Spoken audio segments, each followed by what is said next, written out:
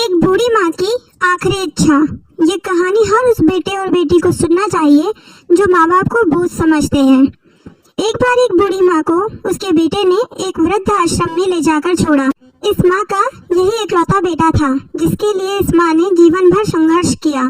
इस बेटे के लिए वो सब कुछ किया जो एक माँ को करना चाहिए या माँ कर सकती है, और आज भी अपने बेटे को किसी भी तरह की परेशानी न हो इसलिए आश्रम में रहने के लिए भी तैयार हो गई। वृद्ध आश्रम में रह रही माँ हमेशा अपने बेटे को याद करती, मगर बेटा केवल साल में एक बार उसको मिलने जाता या फिर फोन पर बात कर लेता। कई साल बीत गए। वृद्ध आश्रम से बेटे को एक दिन फोन आया। उन्होंने कहा, बेटा जल्दी से आश्रम आके अपनी माँ से मिल लो, वो बहुत सीरियस है।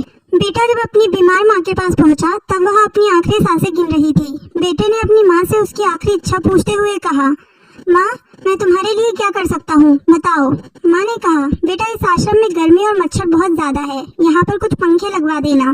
फ्रिज न होने की वजह से यहाँ पर हम बूढ़ों को कई बार भूखे पेट ही सोना पड़ता है, क्योंकि किसी ने दिया हुआ खाना खराब होने से नहीं बचा पाते। तो इस आश्रम के लिए एक दो फ्रिज भी खरीद कर दे देना।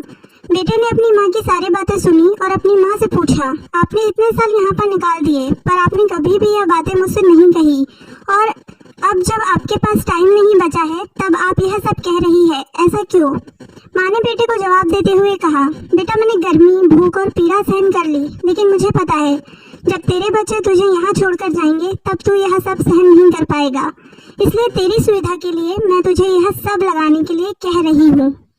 दोस्तों, माँ की ये आखिरी लाइनें किसी भी बेटा या बेटी की आंखें खोलने के लिए काफी है। इतिहास हमेशा अपने आप को दोहराता है। अगर आप चाहते हैं कि आपके साथ अच्छा व्यवहार हो तो आपको भी दूसरों के साथ वैसा ही व्यवहार करना पड़ेगा। दोस्तों, ऐसी ही दिलचस्प और शिक्षाप्रद कहानियों को सुनने के लिए हमारे चैनल को सब्सक्राइब करें और प्लीज हमें सपोर्ट करें।